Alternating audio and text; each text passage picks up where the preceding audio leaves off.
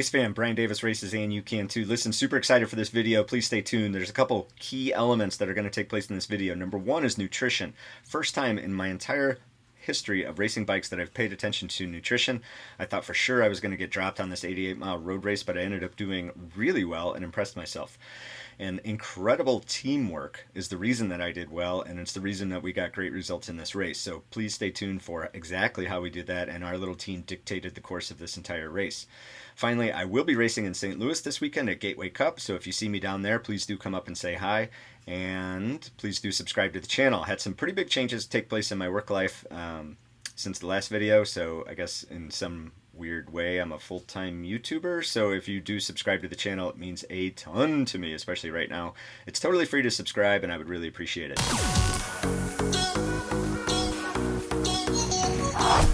It is 5 a.m. on the nuts, and we are going bike racing. It is an 88-mile road race around Lake Winnebago, close to my house. So our team has, I think, 5 guys in Wave 1, and Wave 1 is doing a bike race. Wave 2 through whatever is doing a individual time trial, perhaps, I guess I'll call it an individual time trial with legal drafting, is essentially the event that they're doing. But in Wave 1, it's an actual bike race because we only care about first, second, third, fourth place. Everybody else cares about what time they get. So it's definitely a different vibe. So Wave 1 gets a 5-minute head start over the rest of the waves. I don't think that's going to be enough. Maybe it's 10, but I'm pretty sure it's 5. And last year, I did not do this race, and there was a massive crash, and the suspected reason is there's just way too many people in Wave 1 that don't understand that Wave 1 is a bike race, and everybody else is doing a time trial. The organizers do not understand that Wave 1 is a bike race, and everyone else is doing a draft legal time trial. There's some heavy hitters in this team. Some pro teams came, or one pro team came, and I'm really curious to see what happens. Here's my prediction. I think 6 guys go up the road, and the rest of us are left to fend for ourselves. So as long as the pro team has their rider in that group, and I think we are probably the second largest next team, so as long as we have someone in that group, then happy trails. If not, then us amateurs will do the best we can to pull it back together if we're still all able to work cohesively. But I'm going to shoot for 60 grams of carbs roughly per hour. It should be a 3.5 to 4 hour race. So I put 2 tablespoons of sugar and some salt and some flavor squirt in my water. That's my typical hydration mix plan. And that should equate to 26 grams of carbs per bottle. I'd have 2 back bottles with me, 2 bottles on the bike, 1 bottle planned for hand up halfway through the race with that juice in it as well. And then I have goos as well. So 1 goo per hour, as well as a couple waffles in case I'm hungry for chewing instead of slurping. So that's the plan. This is the first time I've ever done that. Also, first time I've used the Super 77 pin or spray, number spray. So I'm gonna try that. My friend John walked me through that process. So a couple new things today. Yeah, should be good. New things on a big race day. Oh, that makes sense. All these guys and gals here doing a bike race. And all the folks way back there doing a draft legal time trial. They might not know the difference, but we do. So it should be interesting. All right, race fam, here we go. Start of 2019 Race the Lake. So it is, like I said, 5 in the morning, super early, but this is the start of the race, and you will see there goes one of our teammates right off the front from line to line. Andy Webb goes off the front, and I totally forgot that he did that, but it actually helped out a little bit. So this first little stretch through town, Andy really sped things up. So man, the first few minutes of this race, you know, no warm-up, 88-mile race, you're probably not going to warm up for something like that, or you'd be kind of silly too. So forgot my sunglasses that morning, a couple other little issues, but overall pretty good start to the day. I felt good. My hamstrings were super sore because the day before the race I volunteered at school to pick weeds at my kids' school, and my hammies were feeling it. But in any event, this is the start of the race, still 6 a.m. and we're pulling 300 watts for a long time in the first half of this race. So here's 4 of our teammates here, 4 out of the 5 Diablo, and at mile 10 is where one of our other teammates who's not in this particular frame, John Lester, takes off the front and does a solo breakaway. So John is able to put out an insane amount of power. So he actually, I'll flash the stats here and let you just marinate on that. But essentially, I think the big takeaway is he did 4 watts per kilo for 2 hours. Let me say that again. 4 watts per kilo for 2 hours. He was up the road. Solo. Insane. So you'll see here in a minute, I have a little chat with the camera because I did not know that John, our teammate, had gone up the road until he was up the road for a long, long time. So in any event, more of that later. So there's Carlos. Mention him frequently on the show, but he was doing a lot of work for this young lady here, helping her stay up into the front of the group. So there's a lot of prize money on offer for first, second, third, and fourth for the male. There's 2 sort of preems throughout this race. A little situation report. We're just entering Oshkosh. We're a little over a half hour into the race. I'm told there's a solo breakaway. That is a very strong rider. So we're going 29 miles an hour.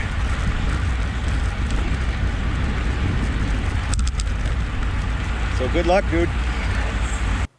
All right, sorry about that. So there's 2 preems throughout this race, a King of the Hill and a Queen of the Hill, and then there's another hill later on. But the payouts at this race is a whole nother subject of some controversy.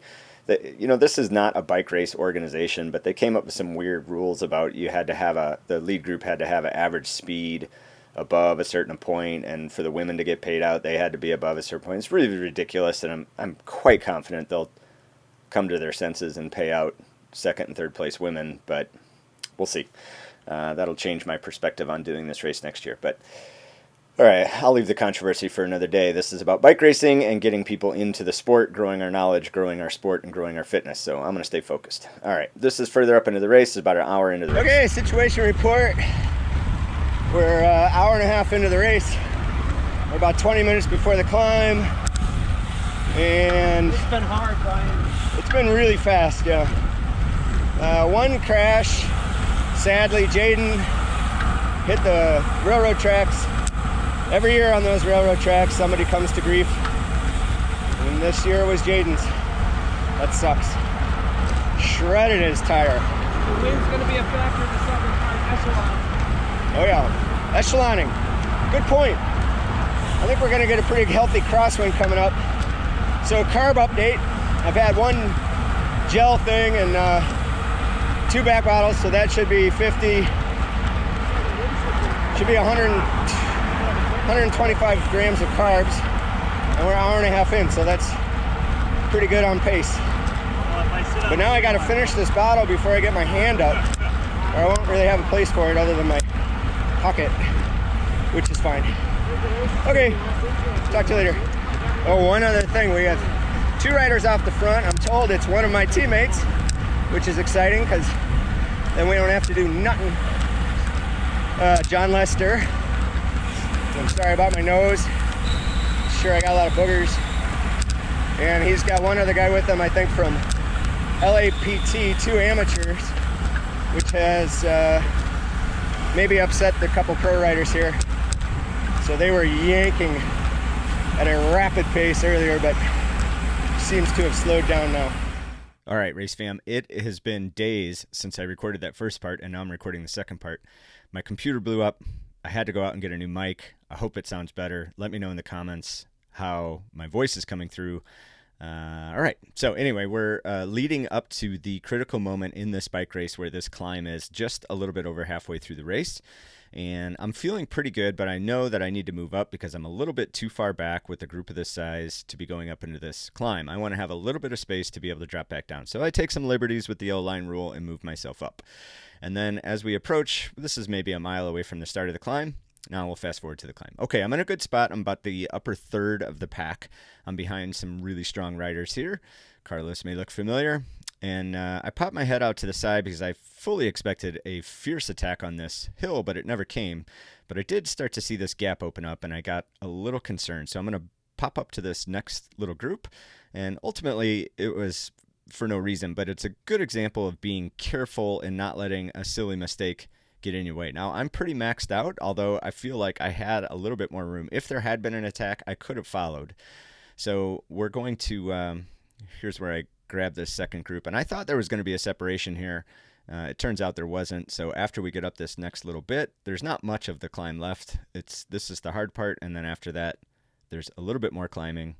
And that's it. Now, there was a preem at the top of this, but John, the solo rider, our teammate, had taken the $500 preem, so there's no reason for everyone else to be fighting this out, although that rider up in front right now forgot that someone was up in front. So he's giving her for nothing. Sad story. But I don't blame him. I would have done the same thing, sadly, if I would have been up near the front. All right, so we're just coming out of the top of this park where that hill was, and here's the feed. Now, I screw this up. My feed is over on the left to my man. Here is my man, and I am not on the left. I'm on the right. I didn't realize there was a volunteer hand upside and a pre-planned hand upside, so unfortunate. I missed my bottle. Later on, I did get a Gatorade from a volunteer, finally, and it worked out. That time, I did not. It popped out of my hand and was not able to get water, but I was okay on fluids. It was just a question of dealing with it. Now, this was an interesting piece. Just coming off that big hill out of the park, guys in front started burying themselves just a little bit to put on some pressure. It wasn't an all-out attack by any means. Situation report. Let's see. Almost 2 hours in. I missed the bottle because who knows where the guy was. Nice climbing, Brian. Thanks, you too, man. Nice job. I'm very happy to be in the front group still after the climb. You look good on the climb. That does not usually happen. It did feel slower than in years past, thankfully. Slow near the beginning, but then it got hot. Yeah. So the flasher car, well, one flasher car's up there, but he's like a mile up the road. Now we have caught the breakaway, or about to catch the breakaway. We're within a couple hundred yards at least. And then we got a whole new race. Well, I was wrong, and you're going to find out. That breakaway rider, again, was John Lester, my teammate, solo off the front for 50 miles. All right, once we turned on this particular road, it is a long, long, long straight road, and once the peloton could see John, made his chances quite difficult. And being by himself at 29 miles an hour for a long morning, there's just only so much that a human body can do. So I think we reached the limit for John. All right, we made our turn into the headwind. Our breakaway guy came back, but we switched him out for another breakaway guy on our team. Yeah. How'd it go, John? I kind of miss being by myself. I'm not that I don't like you guys. Yeah, I bet. It went well, but Brian, thank you. Cone!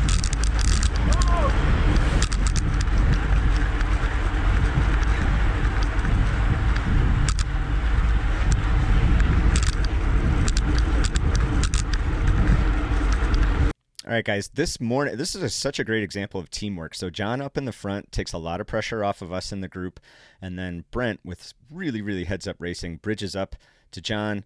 He gets his last little bit out of John before John fades back, and Brent is able to stick that move, and he had two other riders with him. So it's a group of three, and now the peloton this is definitely Attack Fest 2019. There's going to be a lot of movement here. Now watch Carlos off to my left. He sees that I'm on his wheel, and he backs off because he knows my teammate is up front, and I should not let anything go. And he's right. That is why I'm up front of this race, because I'm trying to patrol. My other teammate, Andy, did an amazing job and covered so many attacks before I finally got my act together and figured out what I was supposed to be doing. So once I got up there, Andy had already done so much hard work on this road. And the group is far enough up the front that an attack could work, and there goes Carlos. And that seemed to be the theme of this stretch of road: attack, attack, attack. So, and there seemed to be a lot of attacks from Mr. Carlos Casali. So a really, really impressive ride from Carlos, trying to put in the effort necessary, the aggression necessary to reach that group. You can see that pacer car up the road, and that's got our teammate in it. And so once Carlos, you're going to see the end of this little break in my cover of it. So Carlos eventually is going to figure out that I'm there after he does a little bit of looking around. Smart racing, he does not going to give out more effort for no reason. So as soon as he sees me, boom, done. And the other person right there that came around me, Project Echelon, he also has a teammate in the group. So Carlos understood that as that's not going to happen. Now, once Carlos backed off, Project Echelon says, all right, well, I'm free to fly, I guess. And he, that is from the pro team. That's Eric, I believe that's Eric Hill. He has the power to make that happen. Whereas most of us don't.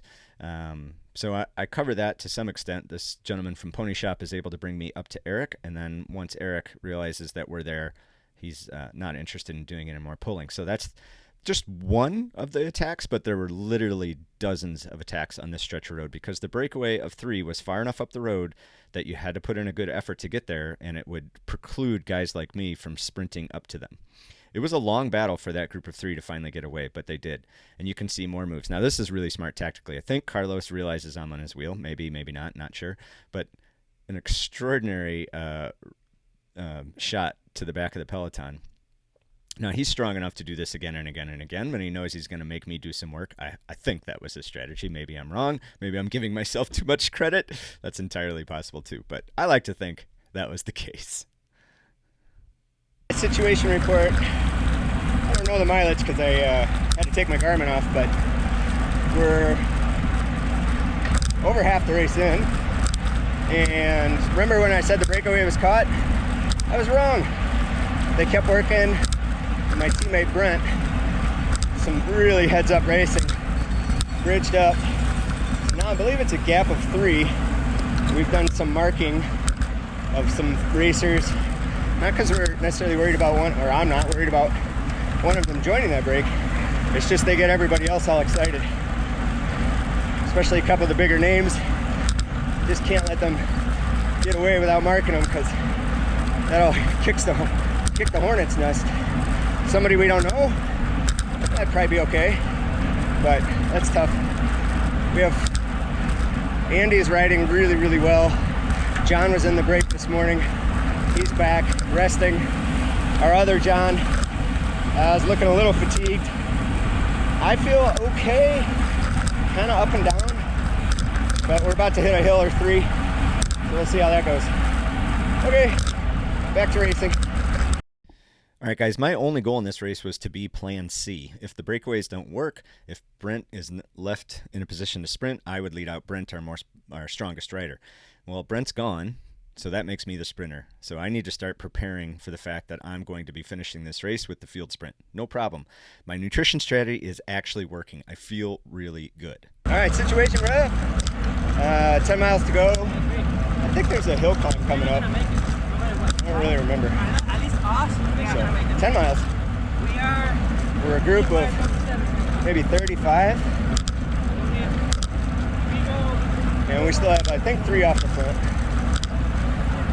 Might be 4, but 3? 3 guys? 3 guys up? I think like 4. 4 guys. All right, so much teamwork in this race, and then my camera dies. So you realize my Garmin is off the front because I had a loose K-edge mount, had to take my second camera off the front of the bike, and the GoPro didn't catch the finish. So sadly, I'm going to have to walk you through the finish with an extraordinarily crude and childish drawing. I'm sorry for that. I cannot believe this happened. But I'm really happy for this team race. I ended up with 9th. Brent got 3rd. Great race. All right, so we're coming into the finish. This is how the finish lays out. It's about 500 yards from this drawing to the finish line. You start in there. There ended up being a gap, even though we're going 32 miles an hour at that point. There ended up being a gap. I'm able to bridge to that gap of 5 riders. But right behind me, the rider behind me took that right turn really poorly. So I was able to go inside of him, and then I was able to go inside again on that last turn. I got behind Patrick, the giant German. I had a good draft. I stuck my nose out for a hot second and thought, this is not a good idea. Tucked back in and then did a seated sprint to the finish. Ended up 9th. Again, Brent got 3rd. Great race. Turned off in the finish.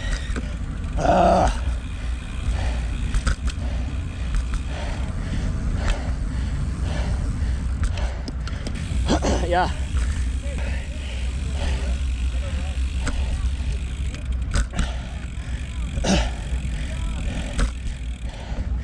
Oh man, that was fun. What a fun day.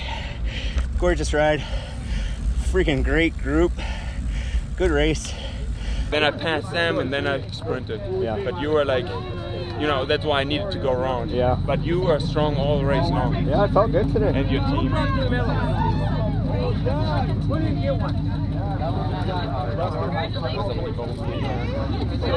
So did you win the whole thing? Huh? Did you win?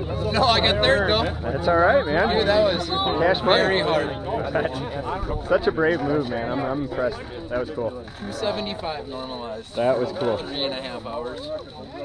Just the race smarts though to get Huh? the race smarts. Well, I knew it was coming, and once Evan and I were like talking right away as soon as I bridged up to him, I'm like, let's just pull it, and I'm like, as soon as we catch Lester, he'll give us everything he's got for 5-10 minutes, and we just gotta. I didn't know who was up the road, but I kept hearing chatter that there was one guy, a solo rider up the road. And somebody ahead of me said, there's only two guys that can do that, Jaden Yeager and Fabian Cancellara. And I just still didn't know it was you. So then I did a check-in with the camera and I was like, oh, hey, I guess there's one guy up the road. And I looked down at my speedometer and we're doing 29 miles an hour. I'm like, and I said to the camera, I'm like, well, good luck, buddy, because we're going 29 miles an hour. I don't think it's going to work out. I was going 29 miles an hour too. Apparently you were. So we just finished. John was in the breakaway. For how long were you out there? 40 miles? I think it was closer to 50. 50 miles out there. And you had, who was with you? One guy? Yeah, me. Oh, you were by yourself? I was by myself. Holy cow. Now it's funny, is because I didn't tell you this yet. I didn't know who was up the road, but I kept hearing chatter that there was one guy, a solo rider up the road. And somebody ahead of me said, there's only two guys that can do that, Jaden Yeager and Fabian Cancellara. And I just still didn't know it was you. So then I did a check-in with the camera and I was like, oh, hey, I guess there's one guy up the road. And I looked down at my speedometer and we're doing 29 miles an hour. I'm like, and I said to the camera, I'm like, well, good luck, buddy, because we're going 29 miles an hour. I don't think it's going to work out. I was going 29 miles an hour too. Apparently you were. Holy smokes, John. That is fast, bro. All right. Oh, it hurt. It hurt. I'm not fooling anybody. That's awesome. It was good to have a team in the peloton, that's for sure. Yeah, it felt great to have an armchair ride across all the way halfway through the race. And then even when we pulled you back, now explain to me that process. So, because I was way in the back, I had no idea what was happening. So you started to get caught, and then what happened? Did Brent? I could see under my armpit. I was checking, and I was getting caught. I knew it was coming. I was just praying that we were going to be represented. Our team, the Diablo Cycling, was going to be represented in the break that was catching me. So because if they weren't, I was going to have to try to stay with the break. Right. And they were coming with a head of steam, and I was losing steam. So as soon as they caught me, I heard Brent's voice say, "Stay on if you can," and I was like, oh, thank God. Brent, my teammate, is in this break. So I stayed with them for as long as I can, but they were doing 400-watt pulls. And oh my God. I did 3 of those, and I was like, sorry, Brent, I got to check out.